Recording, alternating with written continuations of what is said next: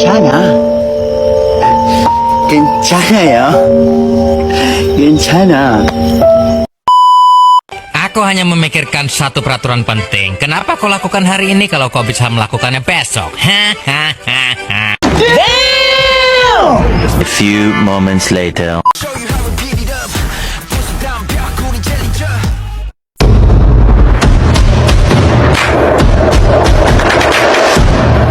Assalamualaikum warahmatullahi wabarakatuh. Hai teman-teman semuanya, selamat datang di video kali ini. Nah, pada kesempatan ini kita akan membahas rangkuman dari 7 materi yang telah kita bahas di video sebelumnya.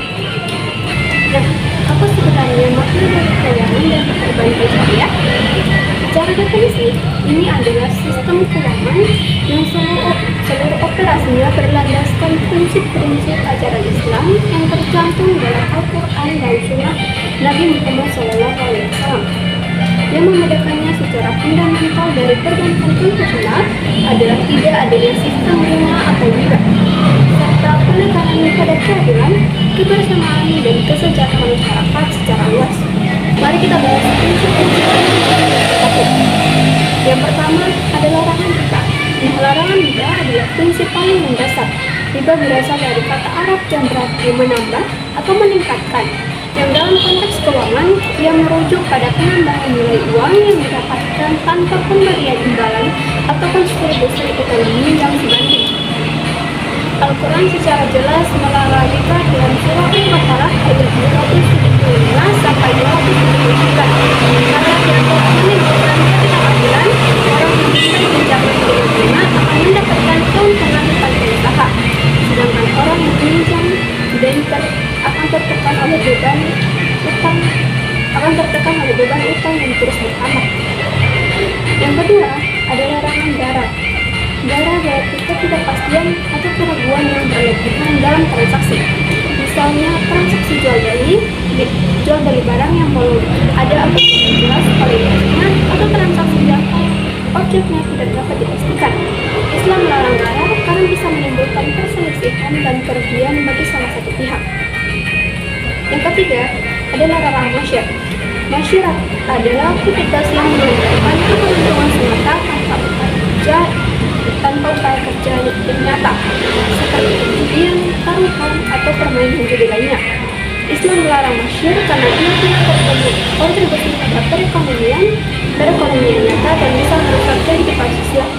Setelah masa sewa berakhir, nasabah bisa membeli barang tersebut dengan harga yang telah disepakati. Yang terakhir, yang kelima ada wadiah. Ini adalah sistem penyimpanan uang di bank syariah. Bank menerima uang nasabah sebagai amanah dan bank menggunakan uang tersebut untuk aktivitas bisnis syariah. Nasabah tidak mendapatkan bunga, tetapi bisa mendapatkan hadiah atau hibah dari bank sesuai dengan kemampuan. Nah, setelah memahami teori, mari kita lihat bagaimana praktik perbankan syariah berjalan di Malaysia. Potensi pasar yang sangat besar dengan jumlah muslim lebih dari 230 jiwa. Indonesia memiliki pasar yang sangat luas untuk perbankan syariah. Selain itu, permintaan dari non-muslim yang menginginkan. Nah, yang kedua, dukungan yang kuat dari pemerintah. Pemerintah Indonesia telah menerapkan berbagai kebijakan yang mendukung. Yang ketiga, perkembangan teknologi digital.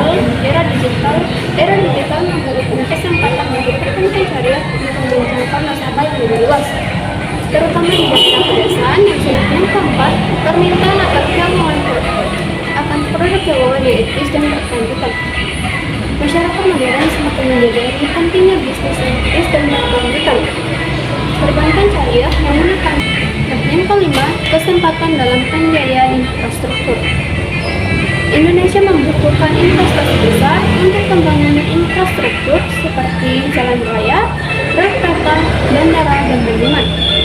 Perbankan syariah bisa berperan penting dalam pembiayaan infrastruktur ini melalui mekanisme seperti musyarakah atau cara. Era digital telah mengubah wajah industri keuangan secara fundamental, dan perbankan syariah tidak bisa luput dari perubahan ini. Untuk bisa bersaing dan tumbuh, perbankan syariah perlu mengoptimalkan infrastrukturnya agar sesuai dengan kebutuhan era digital. Nah, apa saja infrastruktur yang perlu diberikan dan bagaimana caranya? yaitu yang pertama, infrastruktur teknologi informasi dan komunikasi atau TIK yang handal dan aman. Ini adalah dasar dari semua layanan digital. Bank Syariah perlu memastikan bahwa sistem mereka memiliki kecepatan yang cukup, kapasitas yang besar, dan keamanan yang tinggi. Sistem keamanan sangat penting untuk melindungi data nasabah dan transaksi dari serangan cyber seperti pencurian data, peretasan, dan penipuan digital. Bank Syariah juga perlu mengembangkan platform transaksi digital. Yang pertama, infrastruktur teknologi informasi dan komunikasi atau TIK yang handal dan aman. Ini adalah dasar dari semua layanan digital. Bank Syariah perlu memastikan bahwa sistem mereka memiliki kecepatan yang cukup, kapasitas yang besar, dan keamanan yang tinggi. Sistem keamanan sangat penting untuk melindungi data nasabah dan transaksi dari serangan cyber seperti pencurian data, peretasan, dan penipuan digital. Bank Syariah juga perlu mengembangkan platform transaksi digital yang mudah digunakan dan ramah pengguna, sehingga nasabah bisa melakukan transaksi dengan cepat dan mudah. Contohnya, banyak bank syariah di Indonesia telah mengembangkan aplikasi mobile banking yang menyediakan berbagai layanan seperti cek saldo, transfer uang, pembayaran tagihan, belanja online, dan bahkan pembelian produk investasi syariah. Aplikasi ini dirancang agar mudah dipergunakan oleh nasabah yang tidak terlalu terbiasa dengan teknologi. Yang kedua, infrastruktur pembayaran syariah yang terintegrasi dan efisien.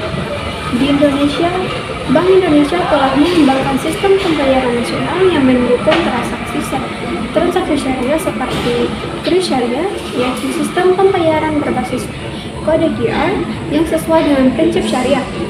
Nasabah bisa melakukan pembayaran di berbagai tempat dengan hanya memindai kode QR menggunakan ponsel pintar. Yang kedua ada BI Fast Syariah, sistem transfer uang antar bank secara real time yang mendukung transaksi syariah.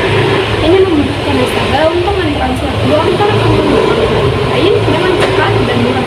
Yang ketiga ada sistem pembayaran skala besar atau SPKB syariah untuk transaksi skala besar antar berbagai bank syariah. Optimalisasi infrastruktur pembayaran syariah ini akan membuat transaksi menjadi lebih efisien, mengurangi penggunaan uang tunai, dan menjangkau lebih banyak nasabah yang belum terlayani atau unbanked. Yang ketiga, infrastruktur data dan analitik. Di era digital, data menjadi aset yang sangat berharga. Bank Syariah bisa menggunakan data nasabah untuk memahami kebutuhan dan perilaku nasabah lebih baik, mengembangkan produk yang sesuai dengan kebutuhan nasabah, dan mengelola risiko. Dengan menggunakan teknologi analitik data atau data analitik dan kecerdasan buatan atau AI, Bank Syariah bisa menganalisis data dalam jumlah besar dengan cepat dan akurat. Misalnya, Bank Syariah bisa menggunakan data riwayat transaksi nasabah untuk menentukan apakah nasabah layak mendapatkan pembiayaan atau tidak, tanpa harus melakukan proses verifikasi yang panjang dan rumit. Yang keempat, infrastruktur pendidikan dan pelatihan tenaga kerja digital. Tenaga kerja perbankan syariah perlu memiliki keahlian baik dalam bidang syariah maupun di teknologi digital. Nah, oleh karena itu, perlu ada infrastruktur pendidikan dan pelatihan yang memadai untuk meningkatkan kualitas tenaga kerja. Ini bisa berupa program pelatihan internal di bank, program kuliah atau sertifikasi di universitas, atau program pelatihan yang diselenggarakan oleh lembaga profesional. Yang kelima, infrastruktur kolaborasi digital. Perbankan syariah tidak perlu bekerja sendirian dalam mengembangkan infrastruktur digital. Mereka bisa berkolaborasi dengan perusahaan teknologi atau fintech, lembaga pemerintah, dan lembaga lain untuk mengembangkan solusi digital yang pengembangan perbankan syariah tidak bisa berdiri sendiri. Ia sendiri membutuhkan dukungan dari berbagai lembaga dan industri hukum yang saling bekerja sama. Nah, siapa saja mereka dan apa peran masing-masing? Yang pertama, ada lembaga regulator dan pembina. yaitu Otoritas Jasa Keuangan atau OJK, sebagai lembaga regulator yang bertugas mengatur dan mengawasi semua lembaga jasa keuangan di Indonesia, termasuk perbankan syariah. OJK membuat peraturan dan pedoman yang sesuai dengan prinsip syariah, melakukan pengawasan terhadap operasional lembaga perbankan syariah, dan menindaklanjuti pelanggaran yang terjadi.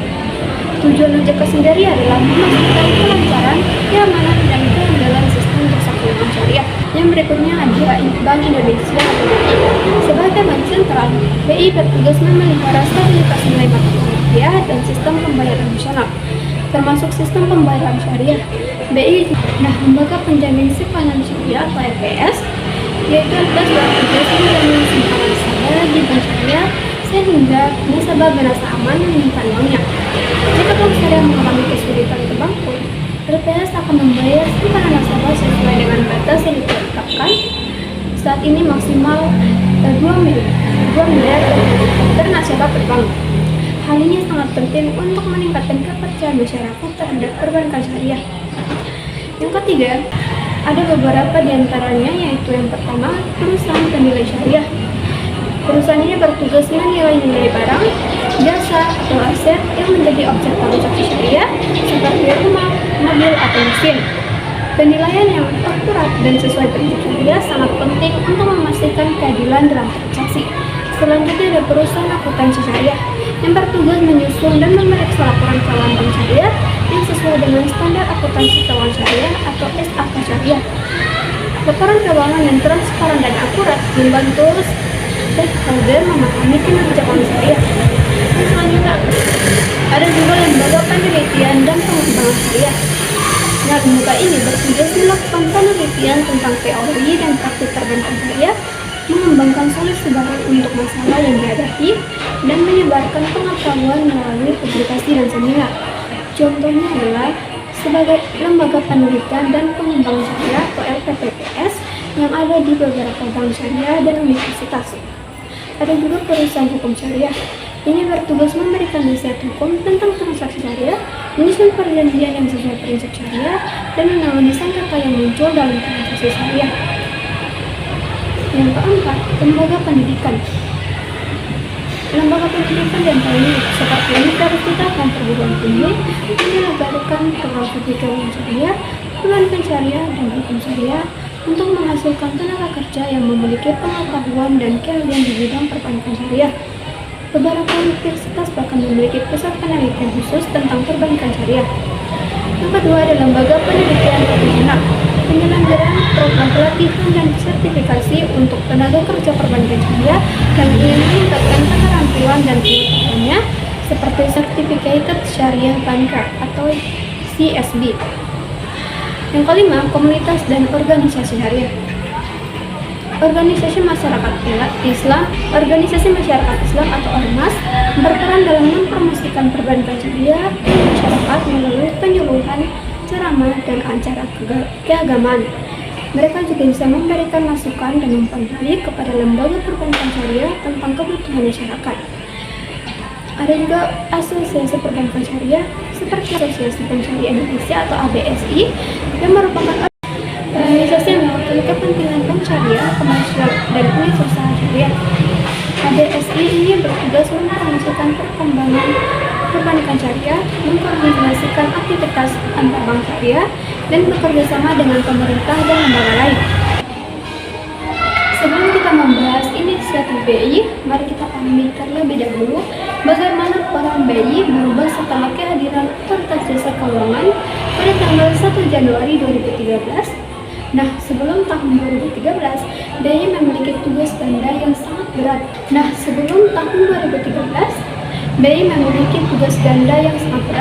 Yang pertama, memelihara stabilitas nilai mata uang rupiah. Yang kedua, mengatur dan mengawasi seluruh lembaga perbankan di Indonesia, termasuk perbankan syariah. Namun, seiring dengan perkembangan sistem keuangan yang semakin kompleks dan besar, pemerintah menyadari bahwa tugas ganda ini bisa mengurangi efektivitas BI dalam menjalankan tugas intinya sebagai bank sentral. Oleh karena itu, pemerintah membentuk OJK untuk mengambil alih tugas pengaturan dan pengawasan semua lembaga jasa keuangan, termasuk perbankan, asuransi, pasar modal, dan lembaga keuangan lainnya. Ini menimbulkan transformasi peran BI yang sangat signifikan. Nah, apa saja peran Bank BI setelah kehadiran OJK? Mari kita bahas satu persatu. Yang pertama, memelihara stabilitas nilai mata uang rupiah. Ini merupakan tugas inti. Ini tetap menjadi tugas paling penting BI yang tidak berubah. BI melakukan hal ini melalui kebijakan moneter seperti menentukan suku bunga acuannya. Nah, sebelumnya BI rate sekarang BI Base Reverse Repo Rate, mengelola cadangan devisa dan mengatur pasokan uang di perekonomian. Stabilitas mata uang sangat penting untuk memastikan harga barang tetap stabil, meningkatkan kepercayaan masyarakat, dan mendukung pertumbuhan ekonomi. Yang kedua, memelihara stabilitas sistem pembayaran. Ini merupakan menjadi peran utama BI setelah kehadiran OJK. Sistem pembayaran adalah jembatan antara perekonomian real dan keuangan. Tanpa sistem pembayaran yang aman, efisien, dan terintegrasi, transaksi ekonomi tidak bisa berjalan lancar. BI bertugas mengembangkan, mengatur, dan memantau sistem pembayaran nasional, termasuk sistem pembayaran syariah.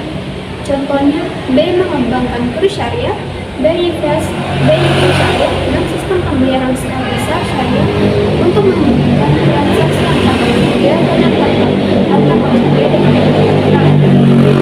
Merumuskan pertumbuhan ekonomi yang sering dan berkelanjutan. BI berperan dalam mendukung pertumbuhan ekonomi melalui kebijakan moneter yang sesuai, serta mempromosikan pengembangan sektor-sektor ekonomi yang strategis, termasuk perbankan syariah. BI bekerjasama dengan pemerintah dan lembaga lain untuk menciptakan kondisi perekonomian yang memungkinkan bagi pertumbuhan bisnis dan pencapaian lapangan kerja. Berperan sebagai bank sentral yang mengelola cadangan devisa dan kebijakan moneter. BI mengelola cadangan devisa negara untuk melindungi stabilitas mata uang dan memastikan kemampuan negara untuk membayar utang di luar negeri. BI juga mengatur pasokan uang di perekonomian untuk menjaga stabilitas pertumbuhan ekonomi. Yang kelima, bekerja sama dengan OJK untuk memastikan stabilitas sistem. Nah, meskipun tidak lagi mengatur perbankan, Bank Indonesia tetap sangat aktif mendorong pertumbuhan perbankan syariah melalui berbagai inisiatif yang dirancang untuk mengatasi tantangan yang dihadapi dan memanfaatkan peluang yang ada. Nah, apa saja sih inisiatif tersebut dan bagaimana dampaknya? Ada beberapa. Nah, yang pertama, pengembangan infrastruktur pembayaran syariah dengan terintegrasi. Ini adalah inisiatif paling penting BI. Seperti yang sudah dibahas sebelumnya, BI telah mengembangkan berbagai sistem pembayaran syariah, antara lain kris syariah. Nah, ini diperkenalkan pada tahun 2020. Kris syariah memungkinkan nasabah melakukan pembayaran secara digital dengan hanya memindai kode QR. Sistem ini sesuai dengan prinsip syariah karena tidak terganggu dengan riba dan terhubung dengan transaksi ekonomi nyata. Sampai saat ini, ribuan pedagang di seluruh Indonesia telah menerima pembayaran melalui kris syariah.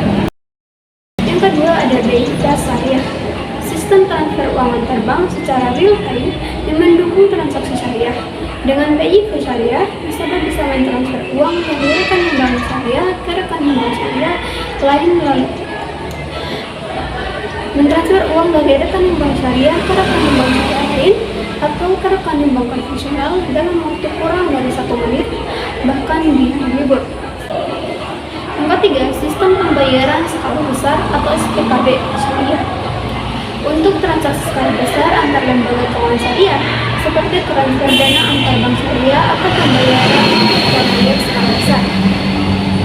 Dampak inisiatif ini adalah meningkatkan efisiensi transaksi syariah, mengurangi penggunaan tunai, dan menjangkau lebih banyak nasabah yang belum terlayani. Nah, yang kedua, pengembangan instrumen moneter syariah. BI telah memperkenalkan berbagai instrumen moneter syariah untuk membantu bank syariah mengelola likuiditasnya. Likuiditas adalah kemampuan bank untuk memenuhi kewajiban ekonominya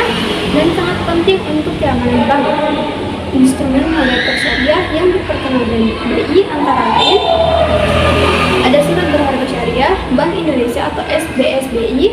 Nah, instrumen berjangka pendek ini merupakan instrumen berjangka pendek yang dikeluarkan BI untuk menyerap likuiditas dari bank syariah.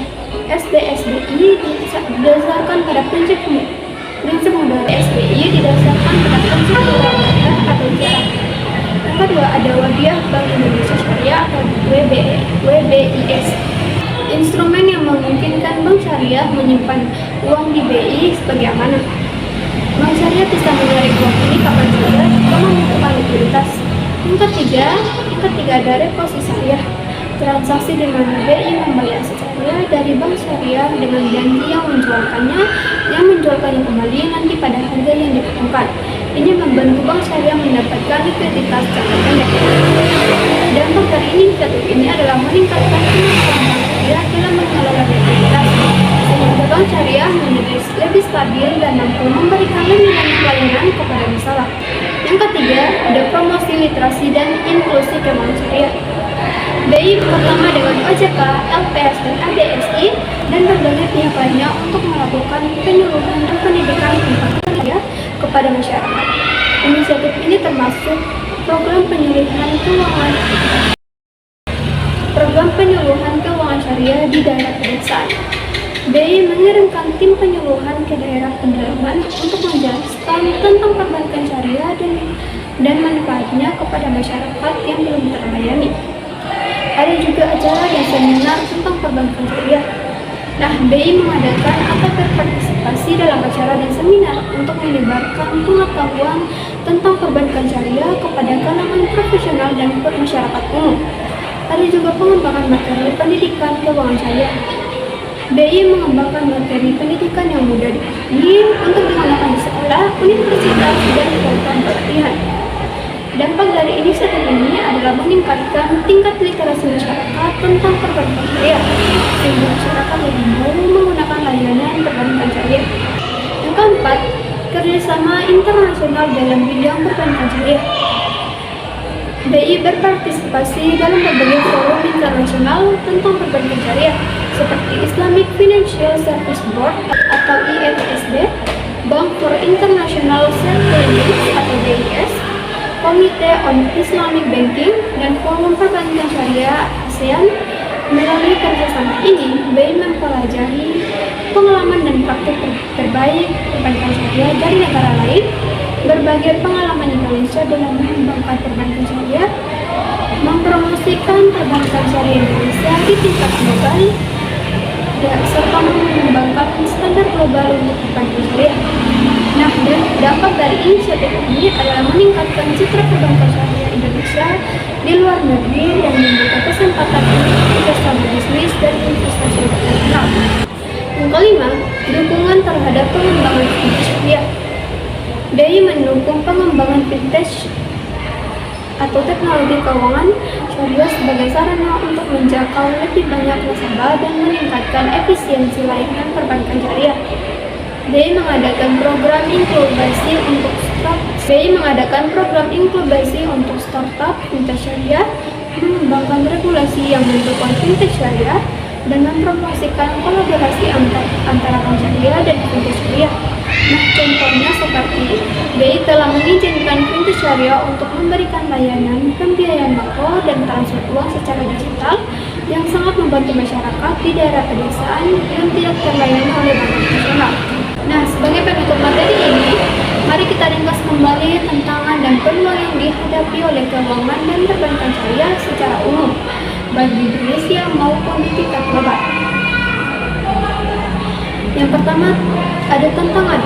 Yang pertama ada tingkat literasi dan pengetahuan masyarakat yang masih rendah, baik di Indonesia maupun di negara lain. Banyak orang masih tidak memahami apa itu perbankan syariah, bagaimana cara kerjanya, dan manfaatnya. Ini membuat masyarakat ragu untuk menggunakan layanan perbankan syariah meskipun mereka adalah muslim. Yang kedua, persaingan yang ketat dengan perbankan konvensional. Perbankan konvensional telah berdiri selama puluhan bahkan ratusan tahun, memiliki jaringan yang luas serta yang sistemnya matang dan produk yang beragam.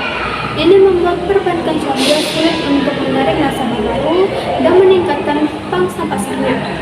Yang ketiga, keterbatasan produk dan layanan beragam. Meskipun terus berkembang, produk dan layanan perbankan syariah masih kurang beragam dibandingkan dengan perbankan konvensional. Nah, terutama dalam bidang keuangan pasar, investasi, dan pembiayaan proyek skala besar. Ini membuat perbankan syariah sulit untuk memenuhi kebutuhan keuangan yang beragam dan bersahabat. Yang keempat, tantangan dalam pengelolaan risiko. Mekanisme transaksi syariah memiliki karakteristik yang berbeda dari konvensional, sehingga membutuhkan kerjaan khusus dalam pengelolaan risiko. Misalnya, risiko harga barang dalam transaksi murabahah, risiko usaha dalam mudharabah, dan risiko ketidakcocokan antara aset dan likuiditas atau aset liability mismatch dalam pengelolaan likuiditas. Yang kelima, keterbatasan tenaga kerja yang berkualitas. Perbankan syariah membutuhkan tenaga kerja yang memiliki pengetahuan baik dalam bidang syariah maupun keuangan. Namun, jumlah tenaga kerja yang memenuhi kualifikasi ini masih terbatas di banyak negara termasuk Indonesia. Yang keenam, kesulitan dalam mengembangkan standar global yang seragam. Perbankan syariah beroperasi di banyak negara dengan konteks budaya dan hukum yang berbeda. Hal ini membuat sulit untuk mengembangkan standar global yang seragam dalam hal regulasi, akuntansi, dan penilaian syariah. Standar yang tidak seragam bisa menghambat perdagangan dan investasi internasional di bidang perbankan syariah. Yang ketujuh, tantangan dalam akses ke modal jangka panjang. Perbankan syariah seringkali kesulitan mendapatkan modal jangka panjang untuk mendanai proyek skala besar seperti infrastruktur. Ini karena produk investasi jangka panjang syariah yang masih beragam masih terbatas, sehingga sulit menarik investor yang ingin berinvestasi dalam jangka panjang. Yang pertama, ada potensi pasar yang sangat luas di negara-negara Muslim. Dunia memiliki lebih dari 1,8 miliar Muslim yang merupakan pasar yang sangat besar untuk perbankan syariah. Nah, di Indonesia sendiri, dengan lebih dari 230 juta Muslim, potensi pasarnya belum sepenuhnya dimanfaatkan. Pangsa pasar perbankan syariah masih hanya sekitar 6,7% dari total perbankan nasional. Yang kedua, permintaan yang semakin meningkat akan produk keuangan yang etis dan berkelanjutan. Masyarakat modern semakin menyadari pentingnya bisnis yang etis, adil, dan berkelanjutan. Perbankan syariah yang menekankan pada larangan riba, perjudian, dan usaha yang haram, serta berfokus pada kesejahteraan masyarakat, sangat sesuai dengan kebutuhan ini. Bahkan non-muslim juga mulai tertarik dengan perbankan syariah karena nilai-nilai etisnya. Yang ketiga, perkembangan teknologi digital yang cepat. Era digital memberikan kesempatan emas bagi perbankan syariah untuk menjangkau nasabah yang lebih luas, terutama di daerah yang sulit dijangkau oleh cabang fisik. Dengan aplikasi mobile banking, internet banking, QRIS, dan fintech syariah, perbankan syariah bisa memberikan layanan yang lebih mudah, yang lebih mudah diakses, cepat, dan murah tanpa harus membangun banyak cabang. Yang keempat, dukungan yang semakin kuat dari pemerintah dan lembaga internasional. Di banyak negara, pemerintah mulai memberikan dukungan yang lebih kuat untuk pengembangan perbankan syariah melalui kebijakan intensif pajak, penyusunan rencana nasional, dan promosi penggunaan layanan syariah. Di tingkat internasional,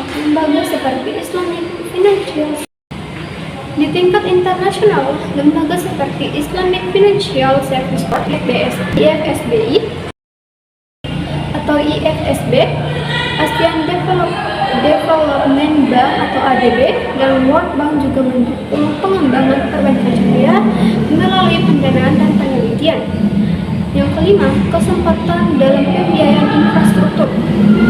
Banyak negara termasuk Indonesia membutuhkan investasi besar untuk pembangunan infrastruktur seperti jalan raya, rel kereta, bandara, dan pembangunan perbankan syariah bisa berperan penting dalam pembiayaan infrastruktur ini melalui mekanisme seperti musyarakah atau kemitraan, ijarah sewa menyewa, dan sukuk atau surat berharga syariah yang cocok untuk mendanai proyek skala besar dengan jangka waktu panjang. Yang keenam, pengembangan produk dan layanan yang lebih beragam. Nah, seiring dengan pertumbuhan perbankan syariah, semakin banyak produk dan layanan yang dikembangkan, seperti sukuk, investasi reksadana syariah, asuransi syariah atau takaful.